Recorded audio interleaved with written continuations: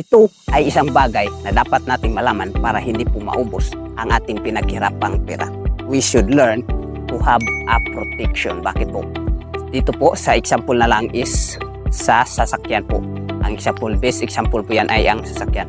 Dapat po magkaroon ng spare tire ang sasakyan para po may pang-reserva siya in case po na maplatan. So dapat po. So the same po yan sa pera. Dapat po magkaroon ka ng protection. So ano pa ang tinatawag na protection?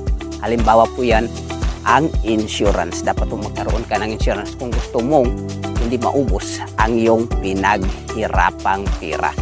Kaya kung gusto mong hindi maubos yung pinaghirapang pera, dapat matuto ka na proteksyonan ang iyong pinaghirapang pera. Kung nagustuhan mo ang video nito, I encourage you to like and subscribe.